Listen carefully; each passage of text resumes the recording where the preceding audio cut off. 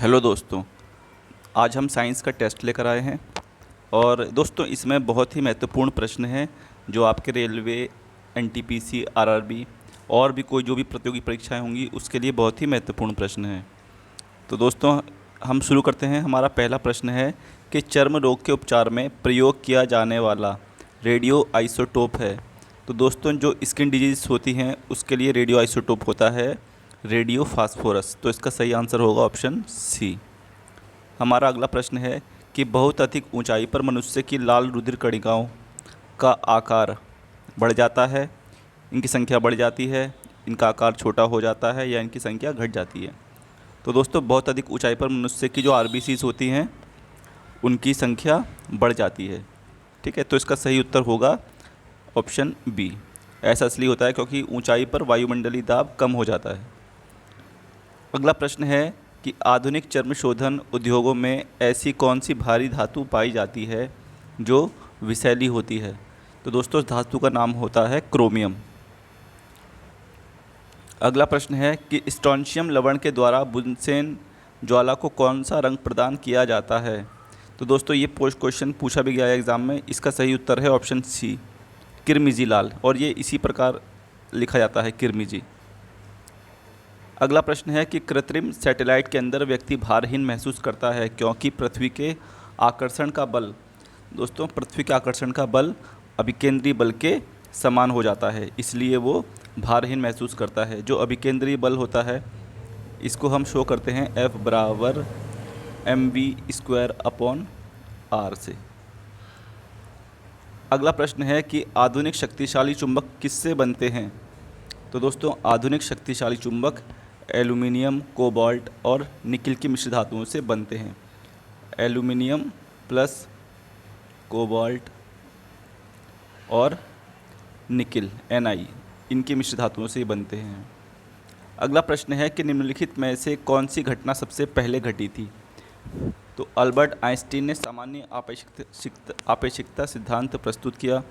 तो दोस्तों ये उन्होंने प्रस्तुत किया था 1906 में। ये प्रस्तुत किया 1906 में। दूसरा है मैक्स प्लैंक ने क्वांटम सिद्धांत का प्रतिपादन किया। तो दोस्तों मैक्स प्लैंक ने जो प्रतिपादन किया था वो 1902 के आसपास था। और जो मार्कोनियन ने प्रथम बेतार सिग्नल भेजा ये 1901 में था। और जो मैडम क्यूरी ने प्रथम महिला नोबेल पुरस्कार विजेता बनी थी। तो दोस्तों इन्होंने 2 बार नोबेल पुरस्कार जीता है, एक 1903 में और दूसरा 1906 में, 1911 में। ठीक है, तो हमारा सही ऑप्शन हो जाएगा ऑप्शन सी, मार्कोनी ने प्रथम बेतार सिग्नल भेजा। अगला प्रश्न है कि फोटोग्राफी में मुख्य रंग कौन से होते हैं। तो दोस्तों फोटोग्राफी में जो मुख्य रंग होते हैं वो लाल, नीले और हरे होते हैं। अगला प्रश्न है जब नींबू के रस को खाने के सोडे पर डाला जाता है तब उसमें तेज उत्फुल्लन होता है क्योंकि उससे उत्पन्न गैस होती है। तो दोस्तों उससे जो उत्पन्न गैस होती है उसको कहते हैं CO2, कार्बन डाइऑक्साइड। अगला प्रश्न है कि निम्नलिखित में से किस कोटि के फ़ोटो प्रिंट की जीवन अवधि सबसे लंबी होती है। तो दोस्तों ब्लैक एंड वाइट प्रिंट की सबसे लंबी जीवन अवधि होती है। ठीक है, ऑप्शन सी। अगला है कि जिस संवेष्टन प्रौद्योगिकी के कारण हरित क्रांति आई उसके मुख्य अंग थे। तो दोस्तों जो हमारा हरित क्रांति है ये संबंधित है सिंचाई से, जैव रासायनिक उर्वरक और अधिक उत्पादन करने वाले बीजों की किस्मों से। इसमें सबसे ज़्यादा फ़ायदा हमें गेहूं की फसलों को हुआ था। अगला प्रश्न है कि ताम्र की डिस्क में एक छेद है, यदि डिस्क को गर्म किया जाए तो छेद का आकार, दोस्तों उसके छेद का आकार क्या हो जाएगा, कम हो जाएगा, घटता है। अगला प्रश्न है कि रेडियो एक्टिविटी की परिघटना की खोज की थी। तो दोस्तों ये की थी बैकरेल ने, रेडियो एक्टिविटी की खोज हेनरी बैकरेल। अगला प्रश्न है कि औद्योगिक बहिस्राव द्वारा किए जाने वाले जल प्रदूषण को रोकने के लिए निम्नलिखित में से कौन से अपवर्तन को उपयोगी पाया गया है। तो दोस्तों ये है जलकुंभी। ये एक बीजपत्री होता है और ये जल की सतह पर तैरने वाला पौधा है। अगला प्रश्न है कि निम्नलिखित में से कौन सी गैस उच्चतम ऊष्मीय मान रखती है। तो दोस्तों निम्न में से जो सबसे उच्चतम मान रखती है वो है प्राकृतिक गैस। ठीक है, 15वें का ए आंसर हो जाएगा। अगला प्रश्न है कि इनसेट 2E कहाँ से प्रमोचित किया गया। तो दोस्तों इनसेट 2E प्रमोचित किया गया है कोरू से, छत्तीसगढ़। अगला प्रश्न है कि नीचे दिए ईंधन में किसमें सर्वाधिक ऊष्मीय मान है।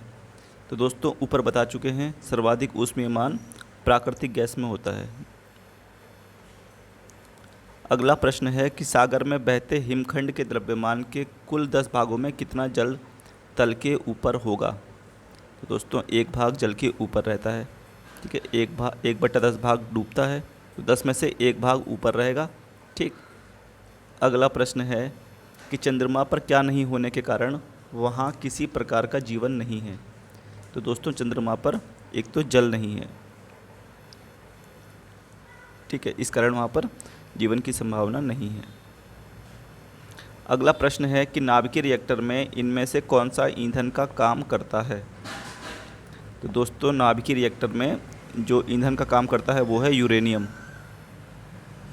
इसका उपयोग हम बिजली बनाने में भी करते हैं। चंद्रमा पर कोई अंतरिक्ष यात्री नली की सहायता से नींबू का शरबत नहीं पी सकता, इसका कारण क्या है। दोस्तों इसका कारण है कि चंद्रमा पर कोई वायुमंडल नहीं है, जिसके कारण हम किसी की बात भी नहीं सुन सकते हैं। अगला प्रश्न है कि बर्फ़ के टुकड़े 1 गिलास शुद्ध जल और 1 गिलास शुद्ध अल्कोहल में डालने पर बर्फ़ जल में ऊपर के स्तर पर रहेगी। ठीक है, इसका सही उत्तर हो जाएगा ऑप्शन ए। अगर हम 1 गिलास में शुद्ध जल लें और 1 में अल्कोहल लें और उसमें बर्फ़ को डाल दें तो इसमें जो जल होता है वो जो बर्फ़ होती है वो जल में ऊपर तैरेगी। अगला प्रश्न है कि चंद्रमा पर आने जाने की यात्रा के दौरान अधिकतम ईंधन कब खर्च होता है। तो दोस्तों चंद्रमा पर जब हम आते जाते हैं सबसे ज़्यादा ईंधन जो हमारा खर्च होता है वो पृथ्वी पर पुनः प्रवेश करने और हल्का हल्का उतरने पर पृथ्वी के गुरुत्व को पार करने में सबसे ज़्यादा ईंधन खर्च होता है। अगला प्रश्न है कि वायुमंडलीय ओजोन की ऊपरी परत निम्नलिखित में से किससे बनी है। तो दोस्तों ये बनी है ऑक्सीजन में अणुओं के संयोजन से। अगला प्रश्न है कि न्यूक्लियर रिएक्टर में न्यूट्रॉन को किससे अवमंदित किया जाता है। तो दोस्तों न्यूट्रॉन को अवमंदित किया जाता है नियंत्रक, उससे क्या कहते हैं उसको, मॉडरेटर से। ठीक है, नियंत्रक से। ये होता है ऑप्शन बी, मॉडरेटर। निम्नलिखित में से वह कंपनी कौन सी है जिसने ट्रांजिस्टर रेडियो का आविष्कार किया था। तो दोस्तों ये है सोनी कंपनी। अगला प्रश्न है कि डीजल इंजन में ईंधन को ज्वलित करने के लिए आवश्यक उच्च तापमान किसके द्वारा प्राप्त किया जाता है। तो इसका सही उत्तर होगा सिलेंडरों में वायु को संपीड़ित करके, ऑप्शन सी। सिलेंडरों में वायु को संपीड़ित करके जो ईंधन को जलने के लिए आवश्यक उच्च तापमान हमें प्राप्त होता है। ठीक है। अगला प्रश्न है कि निम्नलिखित में से कौन सी ग्रीन हाउस गैस नहीं है। तो जो हमारी कार्बन डाइऑक्साइड है ये ग्रीन हाउस गैस नहीं है। ऑक्सीजन, नाइट्रोजन और ओजोन ये सब हमारी ग्रीन हाउस गैसें हैं। अगला प्रश्न है कि निम्नलिखित में से किसी तत्व की सापेक्ष परमाणु संहति कौन सी है जो परमाणुओं से बनी है जिनमें प्रत्येक में 17 प्रोटॉन, 18 न्यूट्रॉन और 17 इलेक्ट्रॉन होते हैं। तो दोस्तों ये है 35। अगला प्रश्न है कि निम्नलिखित में से किसका प्रयोग प्रशीतन में किया जाता है। तो इसका सही उत्तर होगा सी, फ्रियोन। प्रशीतन मतलब दोस्तों फ्रिज। ठीक है, तो उम्मीद है दोस्तों आपको टेस्ट पसंद आया होगा।